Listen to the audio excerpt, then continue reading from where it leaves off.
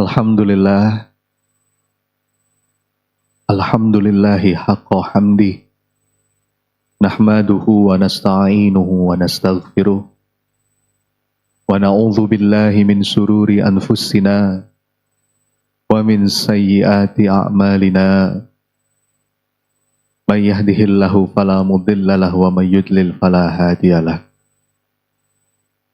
Asyhadu an la ilaha illallah al-malikul haqqul mubin.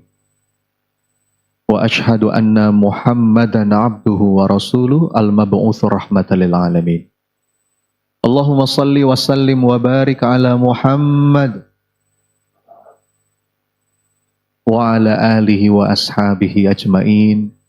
Subhanaka la ilma lana illa ma 'allamtana innaka antal alimul hakim. Alhamdulillah. Apa kabar ibu-ibu?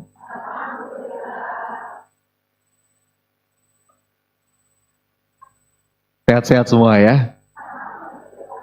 Saya berdoa mudah-mudahan tiap langkah ibu-ibu dari rumah menuju masjid ini jadi wasilah Allah angkat derajatnya. Jadi wasilah Allah gugurkan dosanya. Dan itu hadisnya jelas Bu, kata para ulama, kalau kita melangkahkan kaki berjalan dari rumah ke masjid, apalagi niatnya hadir di majelis ilmu, maka satu langkah itu menggugurkan dosa, satu langkah itu mengangkat derajat. Ya Allah. Dan semoga Allah karuniakan kepada kita fadilah itu, dan kebersamaan kita di majelis ilmu ini jadi momentum doa kita juga diijabah sama Allah. Amin. Yuk, mana tangan kanannya? Seperti biasa, usap-usap sebelah kanannya. Ikuti kata-kata saya, saudaraku. Mudah-mudahan pagi ini penuh berkah, penuh ilmu yang bermanfaat. Kalau lagi sempit, Allah lapangkan. Kalau lagi sulit, Allah mudahkan. Kalau lagi sakit, fisik atau hatinya, Allah pulihkan. Bahagia dunia akhirat ya. Amin. Sebelah kirinya gantian. Ikuti lagi, saudaraku. Makasih ya. Sudah didoakan. Mudah-mudahan doanya kembali pada yang mendoakan. Berikan senyuman paling manis buat kanan kirinya, silakan.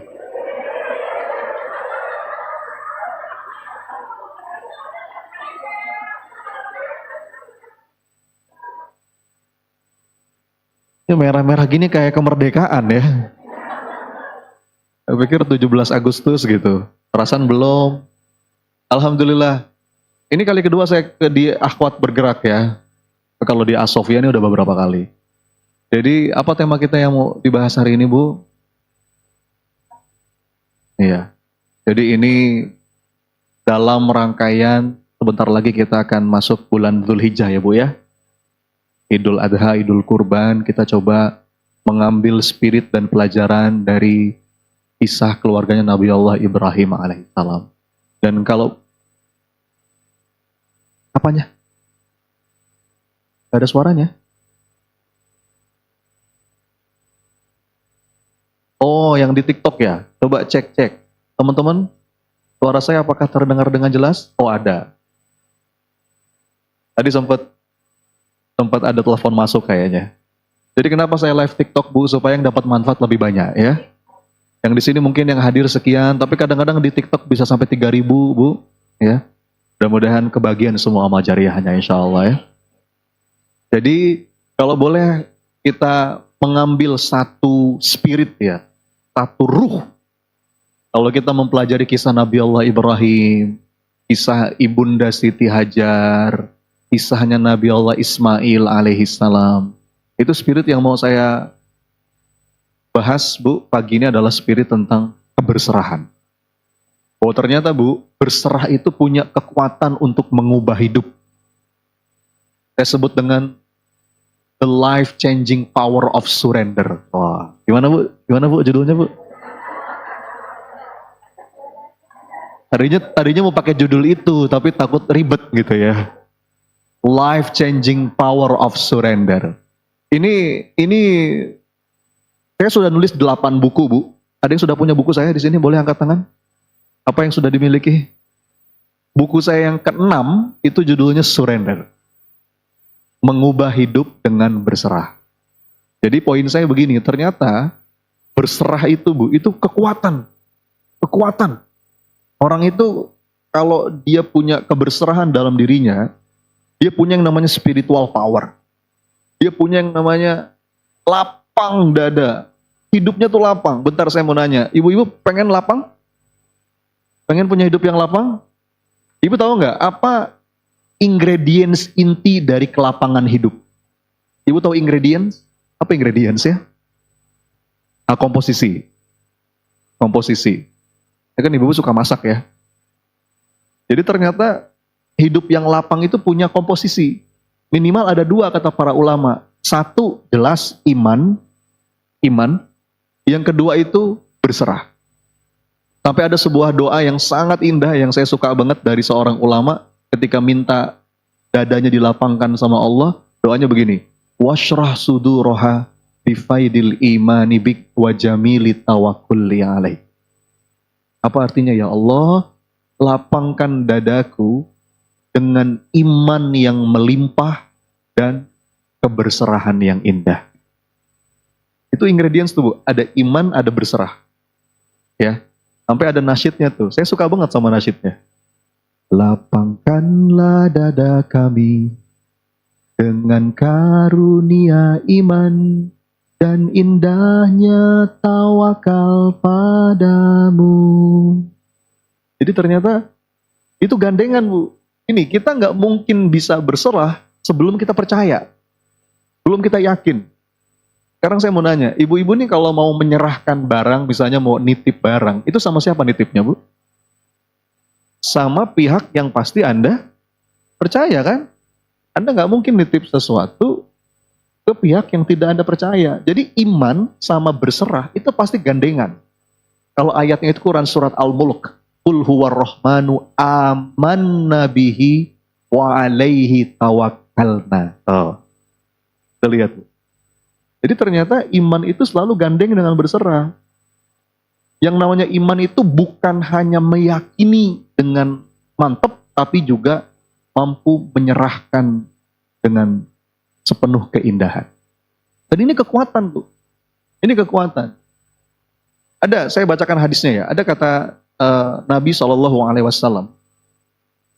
Orang kalau punya suasana batin yang penuh dengan keberserahan, jaminannya minimal 3.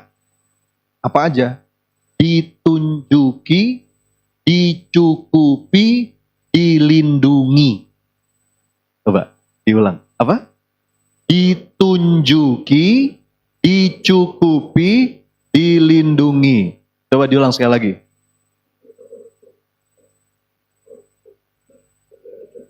Saya bacain ya Bu hadisnya dari Nabi SAW. Kata Rasulullah dari Anas bin Malik, Nabi SAW bersabda, ketika seseorang itu keluar rumah, ya, lalu dia mengucapkan Bismillahi tawakkaltu 'alallah, la haula wala quwwata illa billah. Dengan nama Allah aku bertawakal kepadanya, tiada daya dan kekuatan kecuali dengan izinnya. Maka ketika itu dikatakan kepada seorang hamba itu, engkau akan diberi petunjuk, dicukupkan dan dijaga. Masya Allah. Hudita, hufita, wawukita. Dan setan pun akan menyingkir darinya. Dan setan lain akan mengatakan, bagaimana mungkin engkau bisa mengganggu orang yang sudah mendapatkan petunjuk, kecukupan dan penjagaan. Tuh Bu.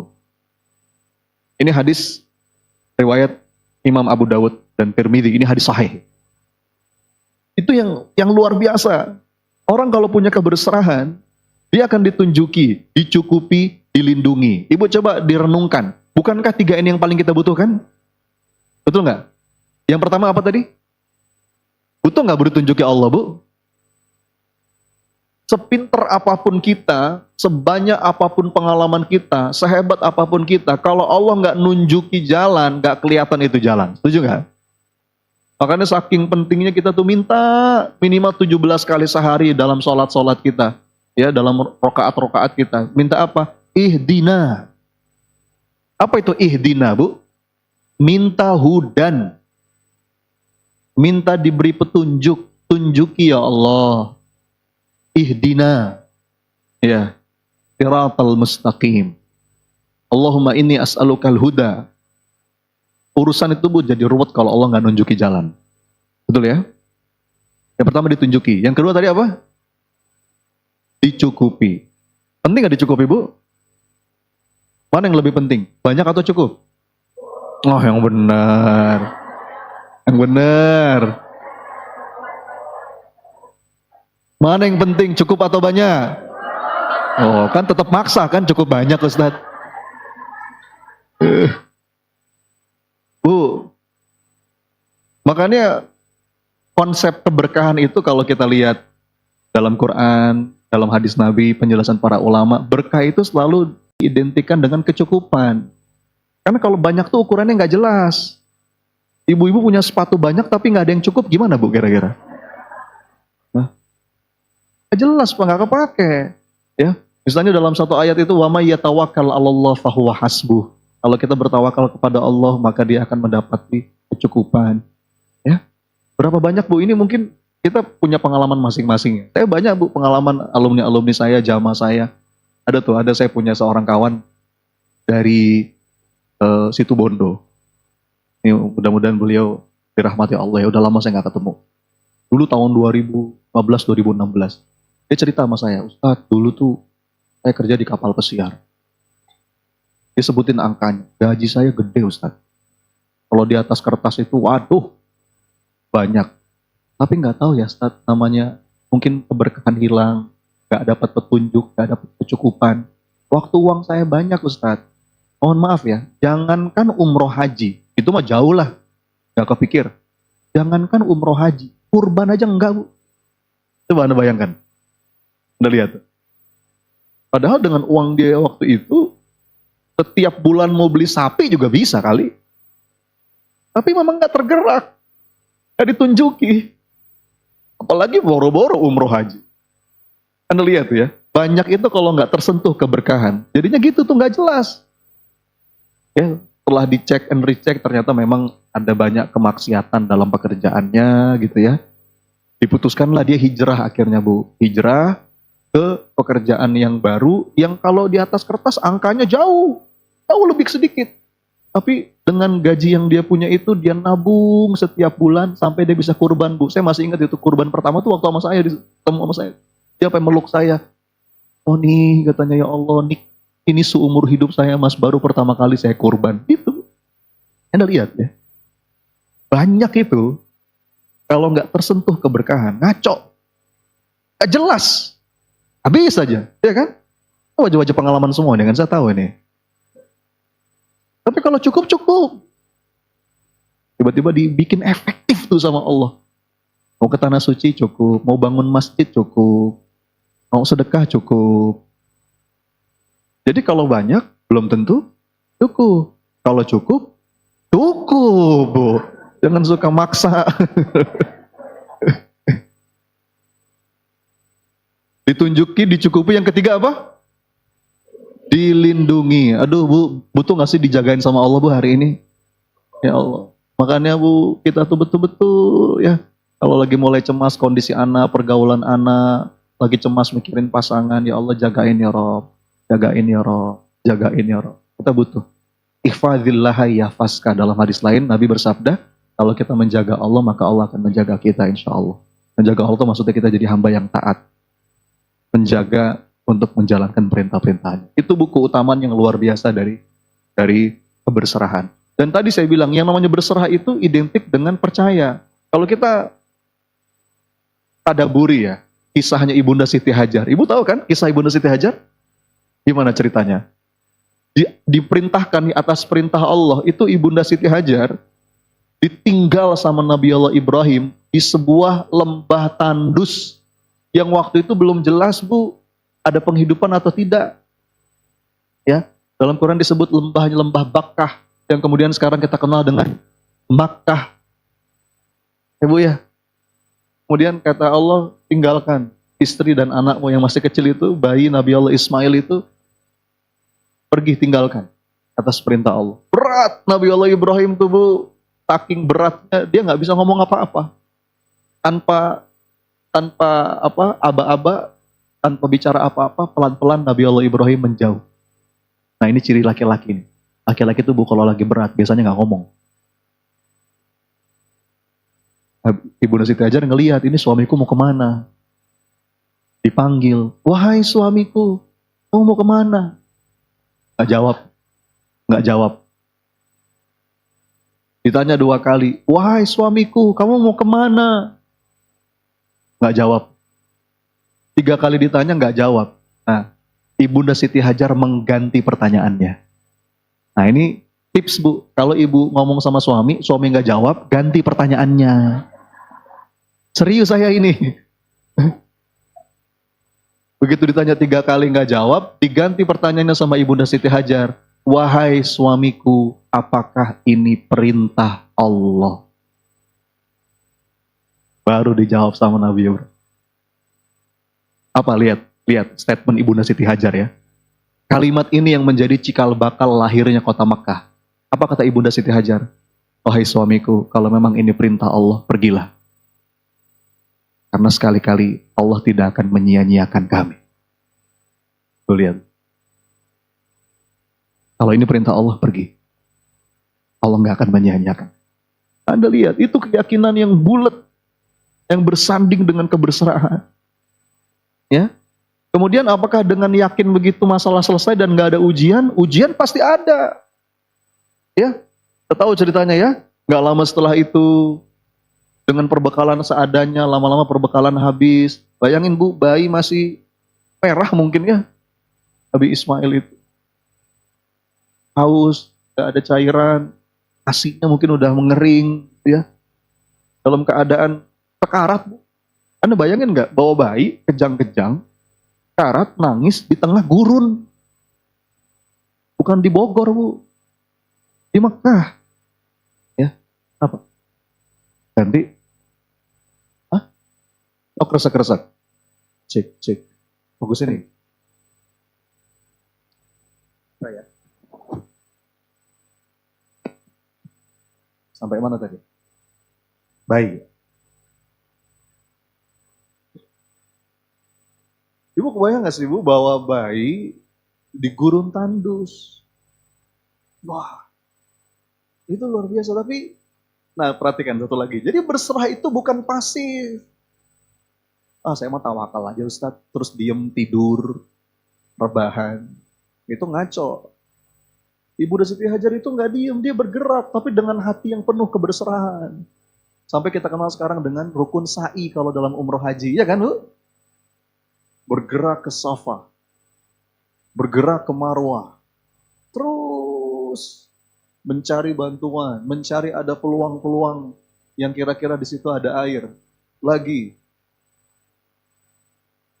ya. Jadi berapa kali sa'inya? Kenapa 7 kali? Ada yang tahu nggak? Kenapa 7 kali? Kenapa nggak 11 kali gitu, Bu? Kenapa? Siapa yang tahu? Betul, itu jawabannya. Itu jawabannya, Bu. Jadi hikmahnya kenapa? Karena di kali ke-7 itu, Ibunda Siti Hajar sudah sampai pada puncak tenaganya, Bu. Ibu bayangin ya, hari ini aja, ini yang sudah pernah umrah atau haji, saya capek nggak? Capek. Ya. Rukun yang paling capek itu sa'i. Kalau tawaf mungkin nggak terlalu capek. Apalagi kalau tawafnya dekat Ka'bah itu makin nggak capek, itu dekat. Tapi kalau sa'i itu lumayan, Bu. Ya. Padahal sekarang enak itu. Apa namanya? Lantainya marmer, ya, AC, kita juga jamaah juga udah makan. Ya. Bayangin dulu tandus, panas, haus. Di kali ke-7 itu, Bu, Ibunda Siti Hajar sudah sampai pada puncak tenaganya. Dia terjatuh, bahkan dia hampir pingsan. Ya. Nah, di tengah puncak upayanya itu, Baru Nabi Allah Ismail yang kakinya menghentak-hentak tanah, ya, kemudian bersamaan dengan sayap malaikat yang menghempas tanah, keluar. Di mana keluarnya, Bu? Air itu. Apakah di sofa? Bukan. Apakah di Marwah? Bukan, tapi di mana? Di dekat Ka'bah, di dekat kakinya Nabi Allah Ismail alaihissalam. Jadi kadang-kadang hasil itu nggak harus selalu berbanding lurus dengan upaya kita. Kadang-kadang, Bu, kita bergerak aja. Bergerak, dan bergeraknya bukan asal-asalan. Bukan asal bergerak. Tapi akhwat bergerak. Wah, ini ya. Kan Bunda Hajar kan akhwat ya. Jadi bergeraknya itu sampai pada puncak upaya. Optimal. Anda bayangkan. Itu. Dan itu betul-betul Allah bobot besar sampai dijadikan rukun sa'i. Yang Allah hargai itu upaya Ibunda Siti Hajar. Bukan hasilnya yang Allah lihat, Bu. Kan kalau kita umroh haji, rukunnya rukun sa'i. Bukan, ada nggak rukun dalam ibadah umroh misalkan, ayo Bapak Ibu duduk berbaring, lalu kakinya hentak-hentak ya. Nggak ada rukun itu. Yang Allah nilai besar itu upaya Ibunda Siti Hajar. Jadi berserah itu bukan diam, berserah itu bergerak, sempurna, tapi dengan hati yang penuh kedamaian. Ya Bu ya. Jadi ini kekuatan luar biasa. Belum lagi kalau kita bahas kisah Nabi Allah Ismail, ya. Ketika Nabi Allah Ibrahim mendapatkan ilham dari Allah untuk menyembelih dirinya. Apa kata Nabi Allah Ismail? Kalau ini perintah Allah, ayah, lakukan. Satajiduni insya Allahu minas sabirin. Jadi Bu, kebersihan itu punya kekuatan. Dan kalau orang yang berserah kepada Allah, Bu, itu efek berikutnya hatinya tenang. Yang sempit jadi lapang, yang mudah jadi sulit. Ada sebuah ayat yang saya suka banget, Bu. Di Quran surat Ali Imran itu ya. Kata Allah, A'udzubillahi minasyaitonirrajim. Quran surat Ali Imran ayat 160. Allah berfirman, "Iyang surkumullahu fala ghaliba lakum wa iyakhzulkum faman dzalladzi yansurukum min ba'di wa 'alallahi falyatawakkalul mu'minun." Jadi, kenapa kita perlu berserah kepada Allah? Karena nggak ada yang bisa nolong kita kecuali Dia. Betul, Bu? Coba ikutin kata-kata saya. La ahadun arhamu bi mir rabbi. Tidak ada satupun yang lebih mencintaiku melebihi Rabbku.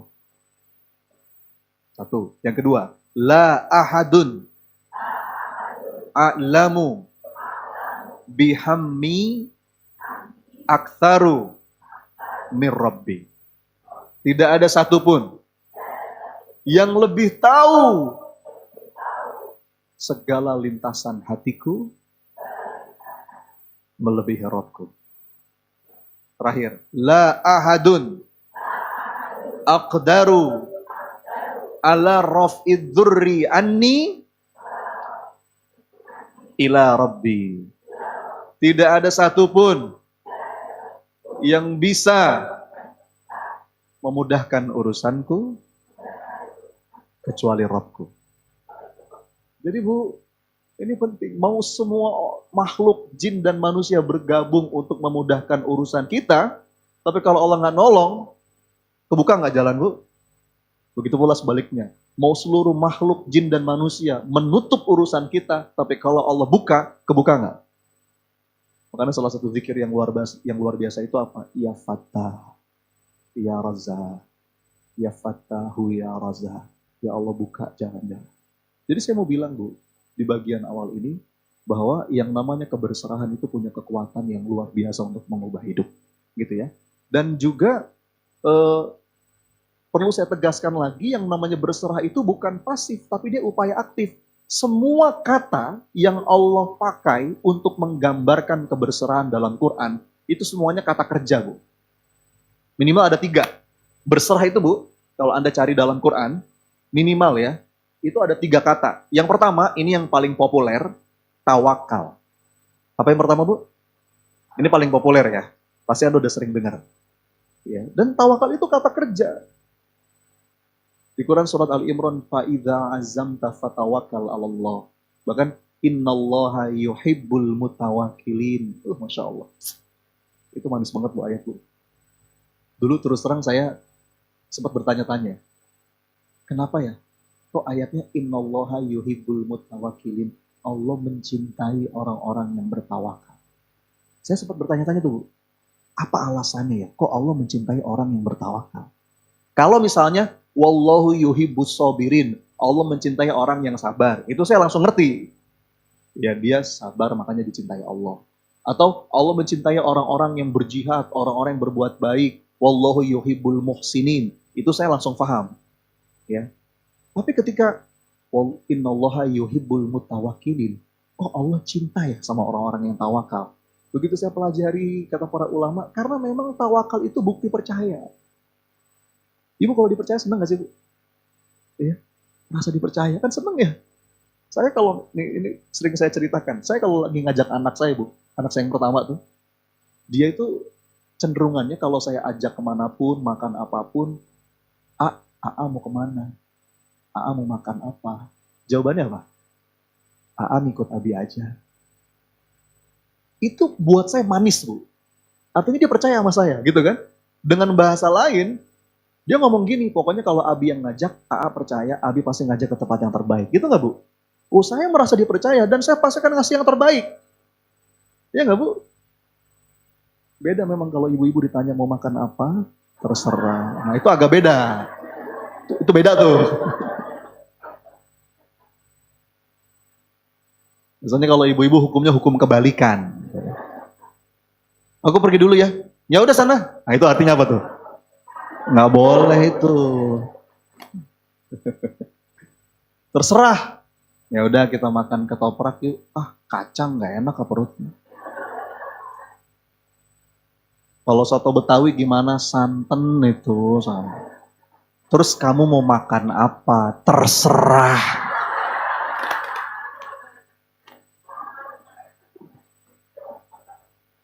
Makanya berserah itu bukan terserah Bu, beda itu. Jadi saya, innallaha yuhibbul mutawakkilin. Jadi satu tawakal, ini populer. Kalau tawakal itu Bu, tawakal itu berserahnya sebelum bergerak. Setelah kita punya azam, makanya ayatnya kan, fa'idha azamta fatawakkal 'alallah. Ini udah bulat nih azam, sebelum kita bergerak, tawakal. Itu berserah sebelum bergerak. Makanya kan tadi doanya, bismillahi tawakkaltu. Itu kan sebelum melangkah kan? Itu doa sebelum melangkah Bu, bukan doa sebelum tidur. Apa? Bismillahi tawakkaltu 'alallah, tarik selimut, tidur. Gitu kan? Itu mau melangkah. Jadi berserah itu upaya aktif. Kalau masih ada yang berpikir tawakal itu pasif, diem, itu pasti ngajinya nggak benar, nggak lengkap itu. Satu, tawakal. Yang kedua, kata dalam Quran itu tafwid.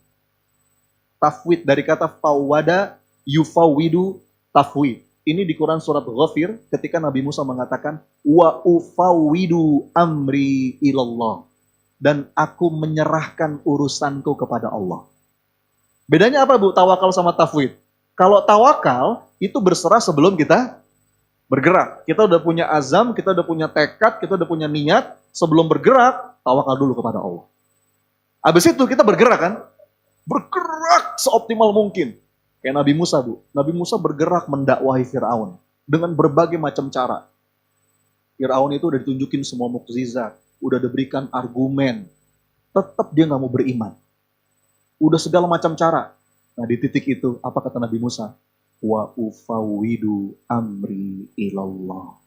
Aku menyerahkan urusanku kepada Allah.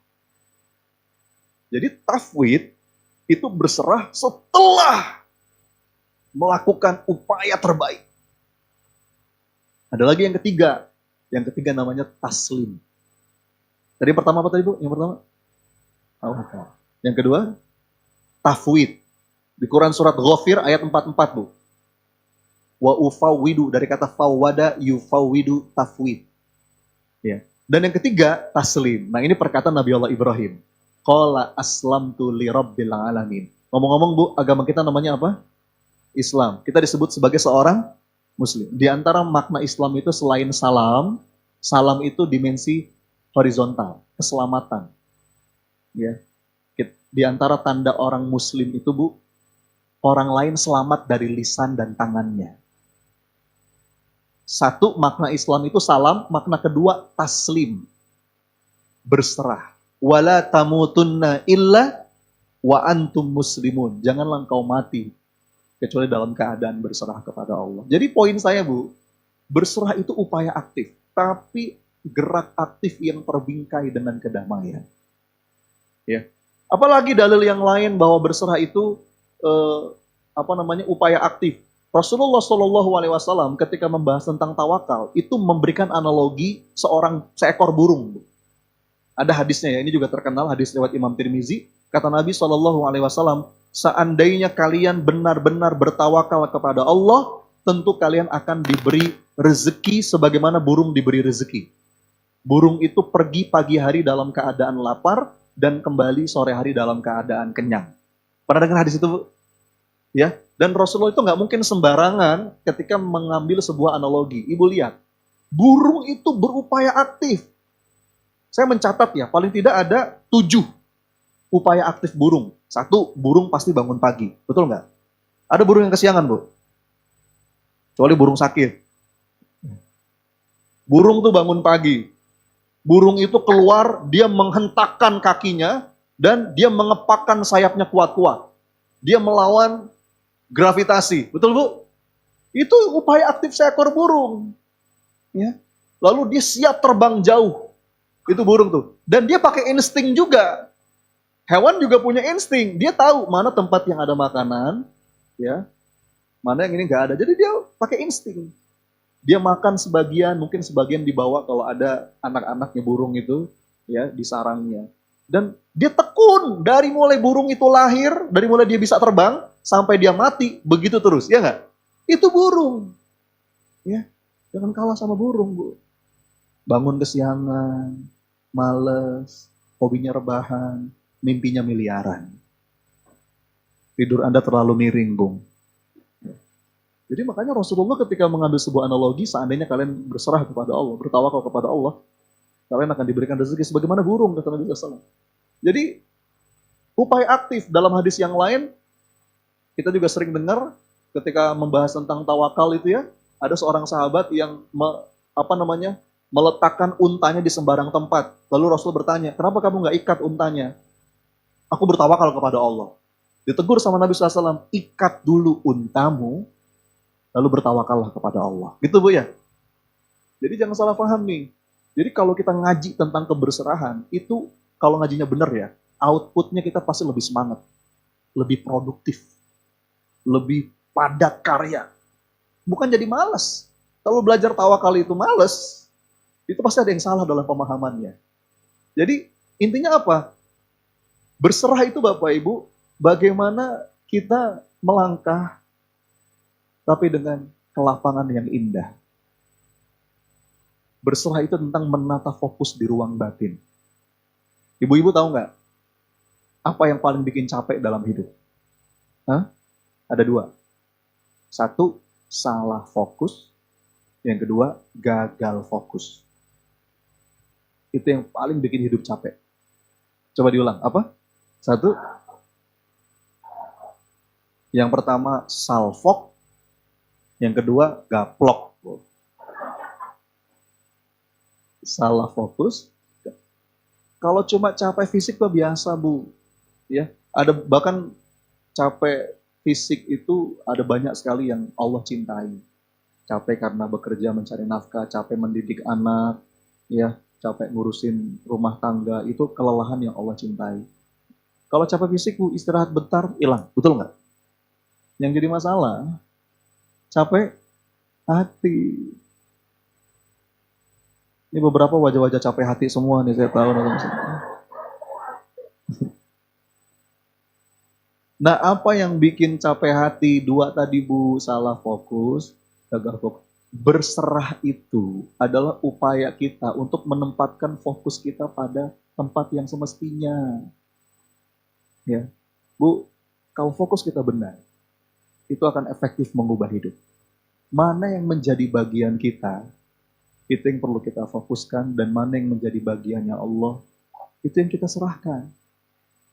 Kalau quote dari para orang bijak itu, just do your best and let Allah do the rest. Nah, itu bagus buat status WhatsApp itu, Bu. Gimana, Bu? Do your best and let Allah do the rest. Jadi, Bu, tugas kita menempatkan bagian kita, dan yang di luar kendali kita itu wilayahnya Allah. Ya, saya coba rangkum supaya mengerucut menjadi praktek aplikatif. Latihan untuk berserah, Bu, adalah latihan menata fokus. Supaya Ibu nggak banyak capek hati. Nah, paling tidak ada 3 fokus yang perlu kita latih. Udah siap belum? Ini baru mulai materinya nih, Bu, sebenarnya ya. Waktu saya udah mau habis nih.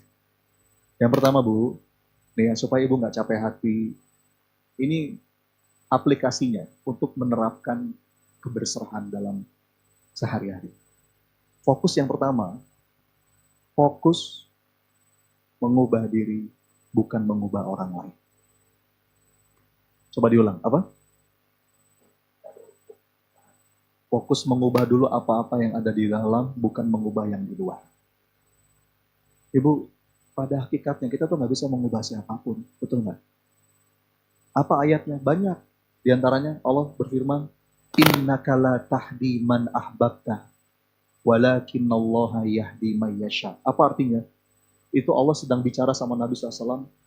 Inna, sesungguhnya kamu itu nggak bisa memberikan petunjuk kepada siapapun, man ahbabta, sekalipun kepada orang yang kamu cintai. Bentar, saya mau nanya, Nabi siapa yang nggak bisa mengubah ayahnya?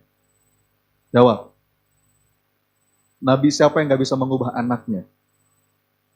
Nabi Nuh. Nabi siapa yang nggak bisa mengubah istrinya? Nabi Lut. Wanita solehah siapa yang nggak bisa mengubah suaminya? Siti Asyah, istrinya. Nabi siapa yang nggak bisa mengubah pamannya? Terus kita nabi siapa, Bu? Kita bukan nabi, kecuali yang namanya Nabila. Ada Nabila di sini barangkali? Boleh ngaku nabi. Saya nabi saat Nabila. Jadi, Bu, enggak. Jadi berapa banyak di antara kita yang batinnya capek karena bersikeras ingin mengubah suami? Halo? Ingin mengubah anak? Enggak, Bu. Ceramah terus. Sebenarnya, mari kita mulai mengubah diri. Makanya kata Nabi SAW, ibda binafsik. Ya, Bu, begitu kita fokus mengubah diri, nanti kalaupun kita harus ngomong, kata-kata kita akan jauh lebih bertenaga. Orang tua yang sudah cukup ngasih banyak contoh, itu seringkali nggak perlu lagi kebanyakan ceramah, Bu. Kalau kita ngerasa, saya udah banyak ceramah, Ustaz, udah banyak nasihat, Ustaz, tapi kok nggak didengar, boleh jadi bukan ceramahnya yang kurang, tapi contohnya, modelnya yang kurang. Ya. Nah, sabar. Siapa yang nggak sabar, Bu?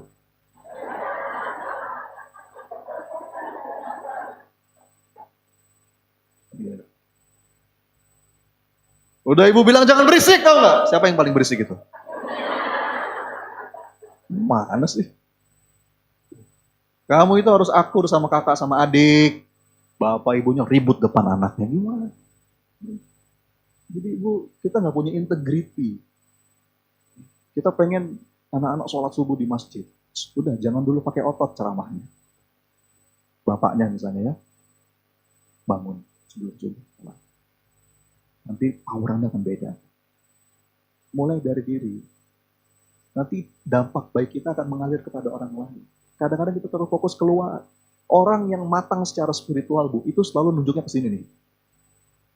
Bukan ke sana, tapi ke sini. Ya, ini. Ada sebuah tulisannya saya pengen baca ya, Bu, ya. Bagus banget.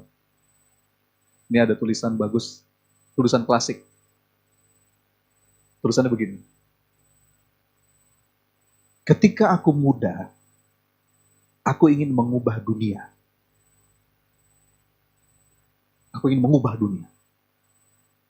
Tapi ternyata seiring waktu berjalan, aku sadar, susah ya mengubah dunia tuh. Nggak bisa. Ya udahlah, aku putuskan Aku mengubah negaraku saja. Cukuplah, aku ingin mengubah Indonesia. Lalu umurku bertambah. Aku semakin dewasa. Dan aku juga sadar, ternyata mengubah negara juga susah ya. Tidak mudah bisa mengubah negara. Ya sudahlah, aku putuskan, aku ingin mengubah kotaku saja. Aku ingin mengubah Bogor pokoknya. Bagaimana mengubah Bogor? Aku semakin tua, umurku bertambah dan aku semakin dewasa. Sampai satu titik ternyata aku pun sadar tidak mudah mengubah kota. Jadi ya sudahlah, aku putuskan aku akan mengubah keluargaku saja. Kini aku semakin renta, umurku semakin tua. Di titik ini ternyata aku pun sadar bahwa aku tidak bisa mengubah keluargaku. Dan ternyata aku menyadari bahwa satu-satunya yang bisa aku ubah adalah diriku sendiri. Dan ternyata aku pun sadar, ketika aku fokus mengubah diriku, dampak baik perubahan itu juga akan nular ke orang-orang di sekitar. Betul Bu? Tidak Bu. Orang itu kalau matang secara spiritual itu, dia fokus. Makanya kan dakwah itu kan bukan maksa orang berubah, bukan. Dakwah itu bukan maksa, kamu harus berubah, enggak. Dakwah itu seni mengetuk pintu hati. Ya. Kalau apa yang kita omongkan itu selaras dengan apa yang kita lakukan, nanti kata-kata kita bertenaga dengan izin Allah, menghujam ke dalam jiwa. Gitu Bu. Kadang-kadang suka nggak sinkron, makanya kalau dalam konteks anak-anak, sebenarnya kita nggak usah takut anak-anak nggak dengerin kita. Yang mesti kita takutkan itu anak-anak melihat kelakuan kita. Karena kalau apa yang kita omongkan dengan apa yang kita lakukan beda, anak-anak cenderung akan melihat yang kita lakukan. Betul Bu? Iya. Udah Bu, pengen punya anak soleh Ustadz, gimana caranya Ustadz? Udah Bu, yuk sungguh-sungguh mulai dari menempa diri untuk jadi soleh-solehan. Ya. Beda powernya. Makanya saya sering bilang, saya tuh nggak terlalu khawatir dengan kenakalan anak, kenakalan remaja. Saya nggak terlalu khawatir Bu, beneran. Yang saya khawatirkan kenakalan orang tua. Serius saya Bu. Jadi menata fokus yang pertama, itu fokus mengubah diri, bukan. Yang kedua, fokus pada apa-apa yang ada dalam kendali, bukan yang di luar kendali. Nah ini konsep berserah berikutnya. Ibu, di hidup ini ada sesuatu yang di dalam kendali, ada yang di luar kendali. Betul? Siapa orang yang paling stres? Siapa orang yang paling galau, cemas karena dia suka fokusnya pada apa-apa yang di luar kendalinya. Makanya disebut overthinking, thinkingnya over. Ya. Dia masuk pada wilayah yang itu bukan wilayah dia. Makanya capek Bu. Tugas kita tuh apa yang ada di wilayah kita itu tuh. Pokoknya apa-apa yang bisa kita ubah dengan sepenuh hati. Tapi apa-apa yang nggak bisa kita ubah, mari kita terima dengan lapang dada.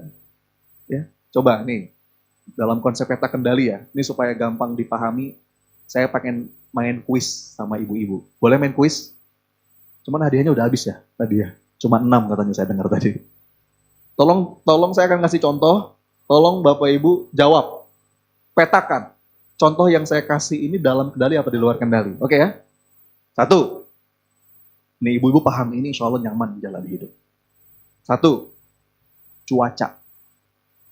Dalam kendali apa di luar kendali? Ayo jawab. Hah? Termasuk di luar kendali pawang hujan? Yang dalam kendali kita apa terkait dengan cuaca? Sedia payung, pakai jas hujan, memperkirakan, gitu kan? Makanya kan judul acara di TV apa Bu? Ada nggak yang judulnya kepastian cuaca hari ini? Iya mungkin sekarang udah zamannya teknologi. Ada ilmunya kita memperkirakan cuaca. Mungkin dalam batas-batas tertentu kita bisa merekayasa cuaca. Tapi ada satu titik batasan itu di luar jangkauan manusia. Betul Bu? Lanjut. Contoh-contoh sehari-hari aja. Deket-deket sehari aja. Sehari-hari supaya Bapak Ibu lebih mudah nangkep. Yang kedua, kemacetan. Dalam kendali apa di luar kendali? Ibu kan gubernur kan? Yang dalam kendali kita apa? Mau berangkat jam berapa? Mau lewat mana? Makanya kalau di kota-kota besar, saya nggak tahu kalau di Bogor ya, di Jakarta gitu nggak laku alasan macet. Kenapa kamu telat? Macet pak. Emang macet. Ukur dong berangkat jam berapa. Iya kan? Makanya kemarin Bu, suatu hari saya mau pulang dari Bukit Tinggi mau ke Jakarta, bandara kan di Padang tuh, di dekat kota Padang. Kata panitia, Ustadz, sebenarnya Bukit Tinggi ke Padang tuh dekat Ustadz, 1 jam juga sampai. Tapi nanti Ustadz akan melewati pasar sayur, namanya Koto Baru. Itu kalau lagi bongkar muat sayur Ustadz, 1 jam macet di situ. Terus lagi ada perbaikan jalan Ustadz di Lembah Ana itu, nanti itu 1 jam tuh macet di situ. Jadi supaya aman, Ustadz berangkat 3 jam sebelum flight. Itu nggak Bu? Lah iya benar. Itu pasar sayur dalam kendali nggak? Luar kendali kan? Perbaikan jalan? Paham nggak sampai sini? Lanjut, nih makin dalam contohnya. Jawab sekarang. Omongan orang, sikap orang, pandangan orang. Dalam kendali apa di luar kendali? Jawab yang tegas. Yang benar. Tapi berapa banyak di antara kita yang masih stres gara-gara itu?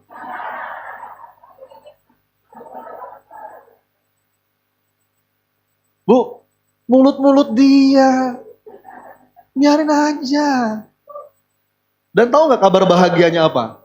Saya mau ngasih kabar bahagia nih. Kabar bahagia itu, nih ibu kalau dengar ini, insya Allah bahagia. Mau tahu nggak? Kalau nggak mau tahu nggak apa-apa, nggak jadi saya kasih. Gini Bu kabar bahagianya, segala sesuatu yang di luar kendali kita, itu tuh nggak ada hisapnya. Enak nggak? Jadi orang ngomong apa, itu di luar kendali kita. Itu nggak ada hisapnya buat kita. Boleh kita klarifikasi, boleh supaya orang nggak salah paham di forum yang tepat. Kita coba menjelaskan. Tapi kita nggak bisa memaksa semua orang setuju sama kita, betul nggak? Bahkan kalau kata Sayyidina Ali, kita nggak perlu menjelaskan tentang diri kita kepada siapapun. Kenapa? Orang kalau sudah benci aja. Dan orang kalau sudah suka nggak butuh itu. Jadi Bu enteng-enteng aja Bu, nggak apa-apa. Ini ada berapa banyak kepala di sini, pandangannya beda-beda, betul nggak? Yang penting apa kata Allah, bukan apa kata manusia. Itu di luar kendali kita. Ya Bu ya. Enak nggak? Enak nggak? Butuh latihan. Ya. Apalagi? Lanjut. Umur, kesehatan. Dalam kendali apa di luar kendali? Yang dalam kendali kita apa? Menjaga kesehatan. Itu yang dihisap. Ya Bu ya. Fokus ke situ. Perkara nanti umur kita berapa, sakit. Itu udah nanya Allah. Ada nggak kasus begini? Ada orang Ustadz, sehat banget Ustadz, olahraga terus, makan dijaga, nggak pernah ngerokok, tapi meninggalnya cepat. Ada Bu? Sebaliknya, ada orang, mohon maaf ya, ngerokok terus, makan sembarangan, nggak pernah olahraga, panjang umur. Ada Bu? Terus gimana? Terus kita berpikir, itu dia, ya udah saya kayak dia aja lah. Nggak begitu. Konsepnya nggak begitu. Tugas kita menjaga Bu. Hidup sehat, olahraga, itu ibadah. Perkara nanti tiba-tiba ya, yang di luar kendali kita kena sakit, terus umur kita pendek, itu udah wilayahnya Allah. Tapi yang dihisap sama Allah apa yang kita lakukan? Bisa dipahami ya Bu ya? Masa lalu, nis yang sudah terjadi, dalam kendali apa di luar kendali? Sudah terjadi nih. Kalau sudah terjadi itu di luar kendali. Yang dalam kendali kita apa? Ambil hikmahnya, ambil pelajarannya. Jangan suka meratapi yang sudah lewat. Ya, apalagi ngomong seandainya saja. Itu kesukaan setan tuh Bu. Kalau nasi udah jadi bubur, gimana Bu? Ini jadi bubur nih, nggak bisa balik nasi lagi nih Bu. Nasi jadi bubur, ngapain Bu? Kasih ayam, kasih kecap, kasih kacang, pakai bawang goreng nggak? Pakai sate, sambal, kerupuk apa emping? Nah kan enak Bu ya. Jadi lapar saya nih ya. Bu, sudah enak. Hidup tuh, kalau kata seorang ulama, ini konsep berserah yang sangat indah. Arih nafsaka minat tadbir fama qoma bihi ghairuka anka la takum bihi li nafsik. Apa artinya? Istirahatkanlah dirimu, istirahatkan pikiranmu, rehatkan jiwamu untuk sesuatu yang itu di luar kendalimu. Pokoknya bagian kita lakuin yang terbaik. Ini kayak hidayah, Bu. Apakah pengajian ini bisa ngasih Anda hidayah? Hidayah dari siapa? Saya nggak bisa, Bu, ngasih hidayah. Ya. Tapi ada yang bisa kita lakukan. Apa yang dalam kendali kita? Kalau bikin pengajian, keuangannya yang nyaman, soundnya yang bagus, itu kita lakukan. Itu ikhtiar, dalam kendali itu ada hisapnya. Ya, mudah-mudahan ngomongnya dari hati, ibu-ibu datang dengan tawadu, rendah hati. Kalau itu ketemu, hidayah Allah turun. Jangan sampai kita sembarangan, ya, bikin pengajian soundnya cempreng, jamaah nyereng-nyereng ini, Bu, apa sih? Terus panitia ngomong, tapi kan hidayah dari Allah, Ustadz. Iya, itu betul. Tapi tugas kita menyempurnakan. Tadi pahami ya, Bu, ya? Sempurnakan bagian kita. Itu konsep berserah, Bu. Bagian kita bergerak. Kayak Bunda Siti Hajar tadi. Bergerak, sa'i. Bergerak. Saksikan ya Allah. Hamba bergerak. Perkara nanti Allah mau ngasih air itu dari mana, aku serahkan padamu ya Allah. Bergerak. Yang di luar jangkauan itu titik. Ibu bisa jagain anak 24 jam? Bisa nggak? Tugas kita apa? Kalau pengen anak dijaga, soleh-soleha, kita solehkan diri. Mungkin kita sekolahkan di sekolah yang terbaik, kita pilihkan guru terbaik, cari teman-teman terbaik, lingkungan yang baik. Tapi di luar sana, ketika itu anak di luar jangkauan kita, titip ya Allah. Ya Hayyu ya Qayyum, bi rahmatika astaghfir. Wa aslih sya'ni kullahu wa la takil ila nafsi tarfatan. Ibu bisa jagain suami 24 jam? Titipin, Bu, sama Allah. Di rumah, apa ikhtiar kita? Kita jadi istri yang baik, kasih pelayanan yang baik, ya, dengan sepenuh hati. Begitu di luar, titip, ya Rob. Gimana doanya, Ustaz? Ada nggak doa nitip suami? Ada, Bu. Mau tahu nggak? Mau tahu nggak? Doanya begini, ya Allah, titip mata suami hamba, ya Allah. Kalau macam-macam ambil saja, ya Allah. Dosa-dosanya saya belum selesai.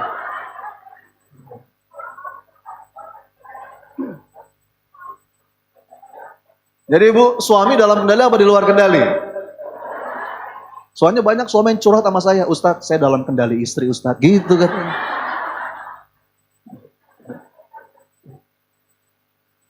Bu ya, coba-coba diulang. Ini aplikasi untuk menerapkan keberserahan. Tadi menata fokus ya. Apa fokus yang pertama?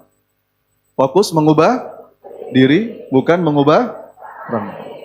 Kadang-kadang kita suka terlalu sibuk nembak keluar. Kita lupa nunjuk diri. Padahal, Bu, semua dimulai dari dalam. Yang kedua tadi apa? Fokus pada apa ya?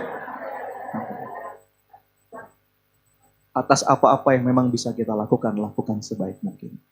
Atas apa-apa yang di luar kendali kita serahkan kepada Allah. Jadi Ibu tenang. Ya, Bu, ya. Dan yang ketiga, terakhir, fokus yang ketiga apa? Fokus di sini kini, bukan nanti-nanti. Coba diulang, apa? Fokus. Bukan.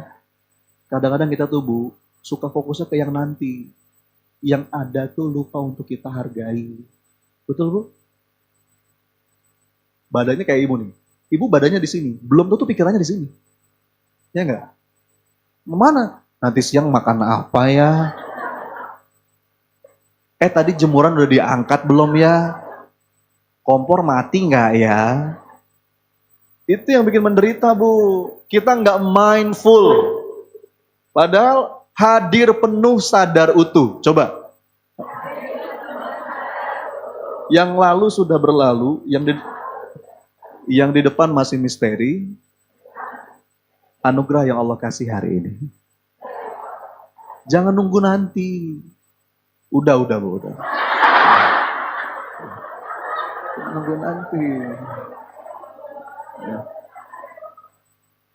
Ini penting. Makanya ada satu hadis yang bagus banget, Bu. Bukan hadis, ini perkataan dari salah seorang sahabat namanya Abdullah bin Umar. Dia bilang, bila engkau ada di sore hari, jangan nunggu pagi. Bila engkau ada di pagi hari, jangan nunggu sore. Manfaatkan waktumu jadi amal soleh. Manfaatkan waktu sehatmu sebelum sakitmu, waktu hidupmu sebelum mati. Kan ada tuh nasyidnya, enak tuh. Ingat 5 perkara, sebelum 5 perkara, sehat, sebelum sakit, muda sebelum tua, kaya sebelum miskin, lapang sebelum sempit, hidup sebelum mati. Gitu, Bu. Lupa, jangan, oh nanti gimana. Hari ini, apa yang bisa saya lakukan? Ya. Karena kalaupun kita, kadang-kadang orang suka terjebak di masa lalu, penyesalan. Terjebak di masa depan, mencemaskan. Padahal, kalaupun kita mau memperbaiki yang sudah lewat, dan kita mau menyiapkan yang belum terjadi, kuncinya tetap hari ini. Betul nggak, Bu? Maka konsep berserah, fokus berserah yang ketiga, fokus di sini, kini. Bukan nanti-nanti. Bisa dipahami, Bu? Dipahami ya? Ini enak, Bu. Coba-coba, tadi apa aja diulang? Fokus yang pertama? Apa yang pertama fokusnya?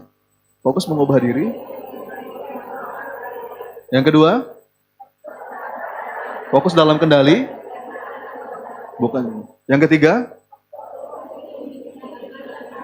karena banyak orang, Bu, yang terjebak anxiety. Dia nggak mau berserah. Contoh ya, Bu, saya dulu punya kecemasan.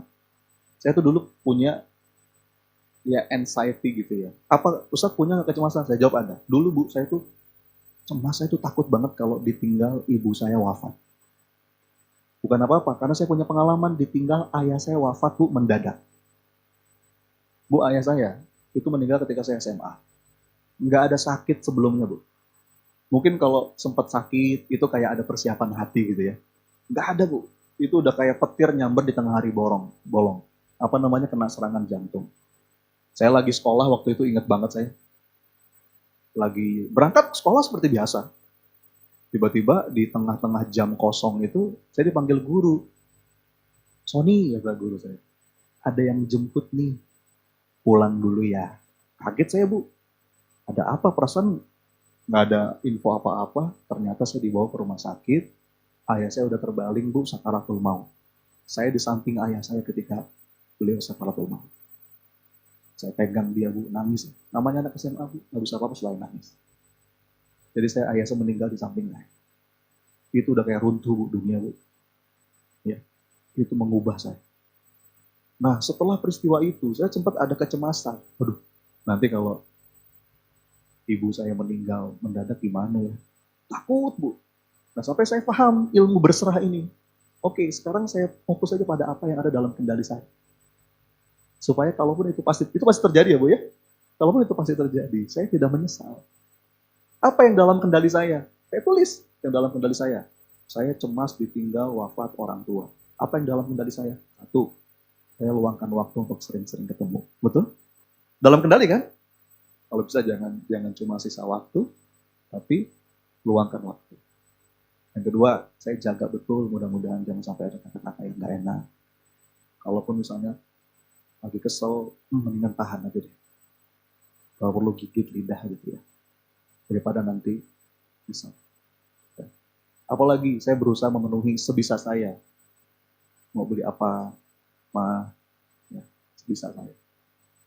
Kemudian saya dokumentasikan kebersamaan kalau lagi jalan-jalan. Sekarang saya lengkap, Bu, dikit-dikit saya rekam. Karena saya punya pengalaman dulu sama ayah tuh, dikit banget dokumentasi. Walaupun dulu ya belum seperti sekarang ya, kamera, handphone. Tapi dikit banget dokumentasi foto-foto tuh. Makanya sekarang tuh saya foto, kemanapun saya pergi saya foto, saya rekam. Ini akan jadi kenangan suatu hari nanti. Itu yang dalam kendali saya. Yang di luar kendali saya apa? Suatu hari nanti ibu saya meninggal. Itu kan di luar kendali ya, Bu. Kalaupun itu terjadi, sedih pasti, tapi menyesal tidak. Jadi fokus pada apa yang dalam kendali. Ada orang curhat, Ustadz, saya punya utang, Ustadz. Saya takut, Ustadz, saya meninggal. Saya wafat, meninggalkan banyak hutang. Oke. Kalau tenggelam dalam ketakutan, nanti nggak produktif. Apa yang dalam kendali? Ikhtiar. Ya udah ikhtiar. Allah lihat itu. Ikhtiar, tunjukkan itikat baik. Kalau ditelepon ya diangkat. Ya, Pak, saya ada, Pak. Saya nggak kemana-mana, Pak. Saya sedang ikhtiar. Bapak kan tahu rumah saya. Ya. Saya nggak kemana-mana dan saya sedang berjuang mau bayar utang. Tunjukkan itikat baik itu. Kalau kita ada rezeki, transfer, ya. Jangan punya utang, jalan-jalan ke Eropa. Ya.